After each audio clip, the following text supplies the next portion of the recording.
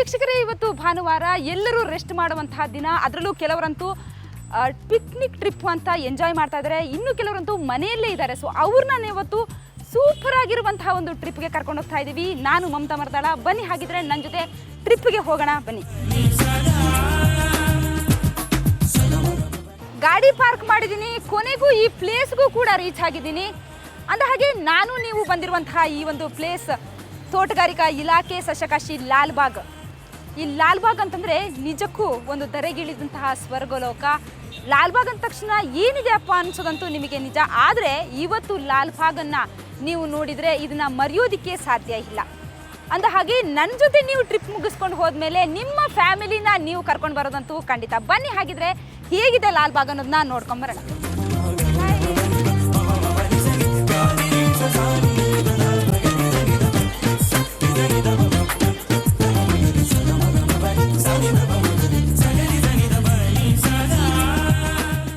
ಲಾಲ್ಬಾಗಲ್ಲಿ ಹೂಗಳದ್ದೇ ಸಂಭ್ರಮ. ವಿದೇಶದ ಹೂಗಳನ್ನ ತಂದು ಇಲ್ಲಿ ಜೋಡಿಸಲಾಗಿದೆ. ಅಷ್ಟೇ ಅಲ್ಲ, ನಾವಿನ್ನೂ ಗಾಜಿನ ಮನೆ ಒಳಗಡೆ ಹೋಗಿಲ್ಲ. ಅಷ್ಟರಲ್ಲೇ ಬರುವಾಗ್ಲೇ ನಾನಾ ರೀತಿಯ ಕಲಾಕೃತಿಗಳು ನಮ್ಮನ್ನ ಸ್ವಾಗತ ಮಾಡ್ತಾ ಇದೆ. ಬನ್ನಿ, ಹಾಗಿದ್ರೆ ಯಾವ್ಯಾವ ರೀತಿಯ ಕಲಾಕೃತಿಗಳಿದಾವೆ ಅನ್ನೋದನ್ನ ನೋಡೋಣ. ಇಲ್ಲಿ ನೀವು ನೋಡ್ತಾ ಇರ್ಬೋದು, ಇಲ್ಲಿ ನವಿಲು ಏನು ಕ್ಯಾಪ್ಸಿಕಮ್ ಮತ್ತೆ ಟೊಮೆಟೊದಲ್ಲಿ ಏನು ರೂಪುಗೊಂಡಿರುವಂಥದ್ದು. ಸಾವಿರಾರು ಟೊಮೆಟೊ ಇರ್ಬೋದು, ಸಾವಿರಾರು ಏನು ಕ್ಯಾಪ್ಸಿಕಮ್ ಇರ್ಬೋದು, ಇದನ್ನ ಬಣ್ಣ ಹಚ್ಚಿ ಏನು ಗರಿಬಿಚ್ಚಿ ನಿಂತಿರುವಂತಹ ಒಂದು ನವಿಲನ್ನ ಇಲ್ಲಿ ಏನು ಮಾಡಿರುವಂಥದ್ದು. ಇದು ಪುಷ್ಪ ಪ್ರಿಯರನ್ನ ಏನು ಗಮನ ಸೆಳೀತಾ ಇದೆ. ಅಷ್ಟೇ ಅಲ್ಲ, ಇನ್ನೂ ಕೂಡ ಹಲವಾರು ಕಲಾಕೃತಿಗಳಿದಾವೆ. ಇಲ್ಲೇ ಪಕ್ಕದಲ್ಲಿ ನಾವು ನೋಡಿದ್ರೆ ಏನು ಮರಳಿನ ಕಲಾಕೃತಿ ಕೂಡ ಇದೆ. ಅದು ಹೇಗಿದೆ ಅನ್ನೋದನ್ನ ನೋಡ್ಕೊಂಬರೋಣ ಬನ್ನಿ.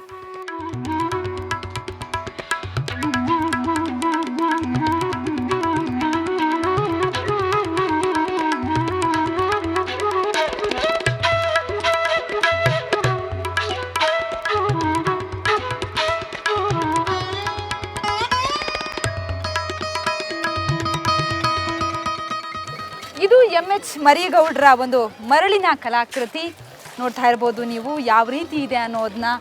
ಸುಮಾರು 1 ಲೋಡು ಹೆಚ್ಚು ಮರಳನ್ನು ಬಳಸಿ ಒಂದು ಮರಳಿನ ಕಲಾಕೃತಿಯನ್ನು ಮಾಡಿರುವಂಥದ್ದು.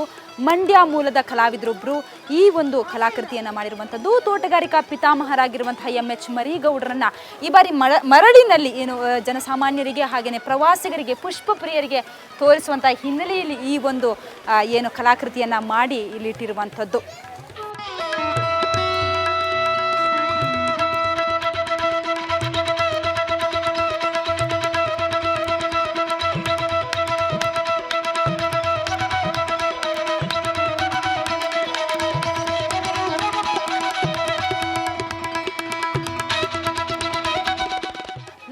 ಮರಿಗೌಡರ ಮರಳಿನ ಕಲಾಕೃತಿಯನ್ನ. ಹಾಗಿದ್ರೆ ಲಾಲ್ಬಾಗಲ್ಲಿ ಯಾವ ರೀತಿಯ ಒಂದು ಸೌಂದರ್ಯ ಇದೆ, ಯಾವ ರೀತಿಯ ಹೂಗಳಿಂದ ಅರಳಿದ ಕಲಾಕೃತಿಗಳಿದಾವೆ ಅನ್ನೋದನ್ನ ಕೂಡ ನಾವು ತೋರಿಸ್ತೀವಿ. ಬನ್ನಿ ಹೋಗೋಣ.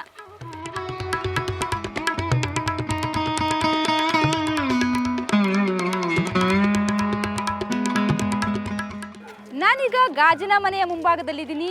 ಗಾಜಿನ ಮನೆ ಅಂತಂದ್ರೆ ಅದೊಂಥರ ವಿಶೇಷವಾಗಿ ಇದ್ದೇ ಇರುತ್ತೆ. ಬನ್ನಿ, ಹಾಗಿದ್ರೆ ಈ ಬಾರಿಯ ವಿಶೇಷತೆ ಏನು ಅನ್ನೋದನ್ನ ನೋಡ್ಕೊಂಡ್ ಬರೋಣ.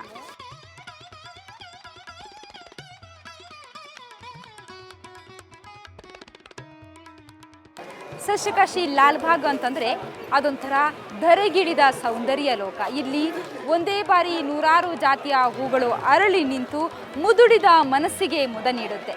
ಅದರಲ್ಲೂ ಈ ಬಾರಿ ಸ್ವಾತಂತ್ರ್ಯೋತ್ಸವದ ಹಿನ್ನೆಲೆ ಗಾಜಿನ ಮನೆ ಒಳಗಡೆ ಸಂಸತ್ ಭವನ ಅರಳಿ ನಿಂತಿದೆ. ಇಲ್ಲಿ ನೀವು ನೋಡ್ತಾ ಇರ್ಬೋದು, ಸಂಸತ್ ಭವನ ಗುಲಾಬಿ ಹೂಗಳಿಂದ ಯಾವ ರೀತಿ ಅರಳಿ ನಿಂತಿದೆ ಅನ್ನೋದನ್ನ. ಸುಮಾರು 4 ಲಕ್ಷಕ್ಕೂ ಹೆಚ್ಚು ಡಚ್ ತಳಿಯ ಕೆಂಪು, ಕೇಸರಿ, ಬಿಳಿ ಹೂಗಳಿಂದ ಏನು ಸಂಸತ್ ಭವನ ಈ ಬಾರಿ ಅರಳಿ ನಿಂತಿರುವಂಥದ್ದು.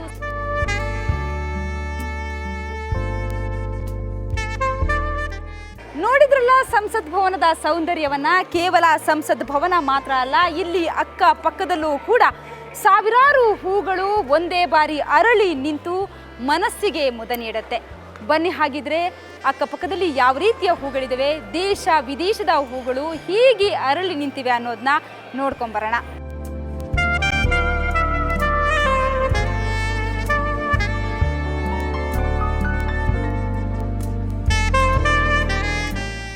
ಇಲ್ಲಿ ನೀವು ನೋಡ್ತಾ ಇರಬಹುದು ಎಕ್ಸೋರಾ ವಿವಿಧ ಏನು ಬಣ್ಣ ಬಣ್ಣದ ಕೆಂಪು, ಬಿಳಿ, ಕೇಸರಿ ಹೀಗೇನೆ ಹಲವು ಬಣ್ಣದ ವಿವಿಧ ರಾಜ್ಯಗಳಿಂದ ತರಿಸಿದಂತಹ ಎಕ್ಸೋರಾ ಗಿಡಗಳು, ಹೂಗಳು ಅರಳಿ ನಿಂತು ಜನರ ಮನಸ್ಸಿಗೆ ಮುದ ನೀಡ್ತಾ ಇದೆ. ಹಾಗೆಯೇ ಸೇವಂತಿಗೆ ಇರ್ಬೋದು, ಇನ್ನು ತೂಗುವ ಬಾಗುವ ಹೂಗಳು ಈ ಬಾರಿ ವಿಶೇಷ ಅಂತ ಹೇಳ್ಬೋದು. ಇದು ಹ್ಯಾಂಗಿಂಗ್ ಫ್ಲವರ್ಸ್ ಏನು ಗಾಜಿನ ಮನೆಯಲ್ಲಿ ಪ್ರವಾಸಿಗರನ್ನ ತನ್ನತ್ತ ಸೆಳೀತಾ ಇರುವಂಥದ್ದು. ಪೆಂಟೋರಾ ಏನು ಸೇವಂತಿಗೆ, ಬಣ್ಣ ಬಣ್ಣದ ಸೇವಂತಿಗೆ ಹೂಗಳು ಕೂಡ ಈ ಬಾರಿಯ ವಿಶೇಷವಾಗಿದೆ ಅಂತಲೇ ಹೇಳಬಹುದು.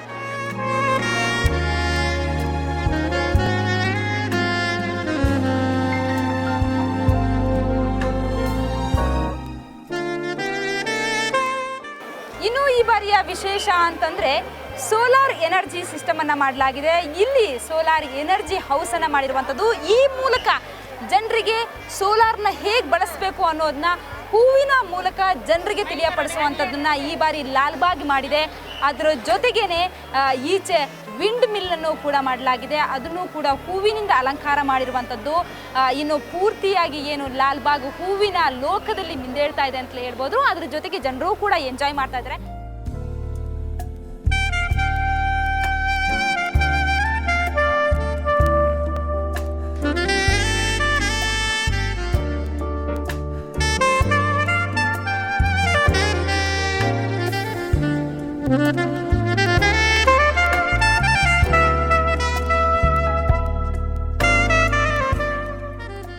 ಗಾಜಿನ ಮನೆಯಲ್ಲಿ ಮಾತ್ರ ಅಲ್ಲ, ಹೊರಭಾಗದಲ್ಲೂ ಕೂಡ ವಿವಿಧ ಜಾತಿಯ ಹೂಗಳು ಕೈ ಬೀಸಿ ಕರೀತಾ ಇವೆ. ಜರೇನಿಯಂ, ಪಿಟೂನಿಯಂ, ಆಂಥೋರಿಯಂ ಹೀಗೆ ವಿವಿಧ ಜಾತಿಯ ಶೀತ ವಲಯದ ಹೂಗಳು ಪುಷ್ಪ ಪ್ರಿಯರನ್ನ ತನ್ನತ್ತ ಆಕರ್ಷಿಸ್ತಾ ಇದೆ. ಇಲ್ಲಿ ನೀವು ನೋಡ್ತಾ ಇರ್ಬೋದು ಯಾವ ರೀತಿ ನೀರು ಹರಿಯುವ ರೀತಿಯಲ್ಲೇ ಫ್ಲವರ್ ಫ್ಲೋಯಿಂಗ್ ಆಗ್ತಾ ಇರೋದನ್ನ ಈ ಬಾರಿ ವಿಶೇಷವಾಗಿ ಎಲ್ಲ ಜಾಗದಲ್ಲೂ ಕೂಡ ಲಾಲ್ಬಾಗ್ ಹೂವಿನ ಅಲಂಕಾರಗಳನ್ನು ಮಾಡಿ ಪುಷ್ಪ ಪ್ರಿಯರನ್ನ ತನ್ನತ್ತ ಆಕರ್ಷಿಸ್ತಾ ಇದೆ.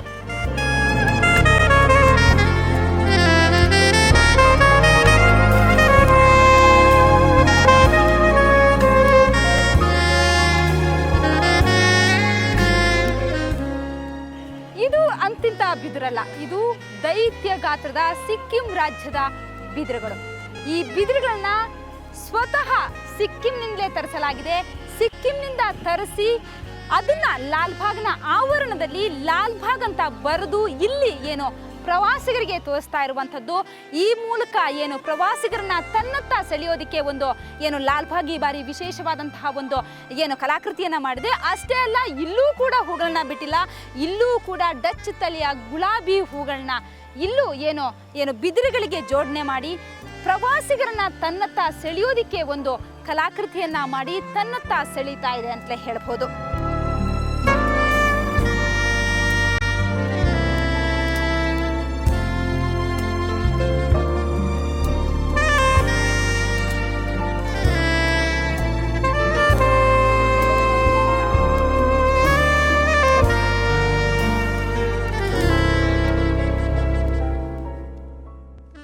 ಕ್ಯಾಪ್ಸಿಕಮ್, ಟೊಮೆಟೊ ಇತ್ಯಾದಿ ತರಕಾರಿಗಳಿಂದ ಅನಾವರಣಗೊಂಡಂತಹ ನವಿಲು ಒಂದೆಡೆಯಾದರೆ, ಇಲ್ಲಿ ವಿವಿಧ ಜಾತಿಯ ಹೂಗಳಿಂದ ರಾಷ್ಟ್ರಪಕ್ಷಿ ನವಿಲು ಇನ್ನೊಂದು ಕಡೆ ಅನಾವರಣಗೊಂಡಿದೆ.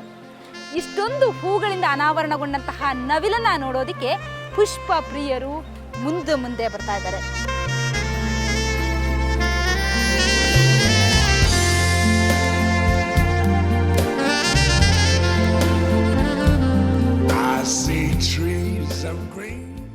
ನೀಲಿ, ಕೆಂಪು, ನೇರಳೆ ಬಣ್ಣಕ್ಕೆ ಭಾಷ್ಯ ಬರೆಯುವಂತಹ ಸಮಯವಿದು. ಎಲ್ಲೆಲ್ಲೂ ಬಣ್ಣ ಬಣ್ಣದ ಚಿತ್ತಾರ.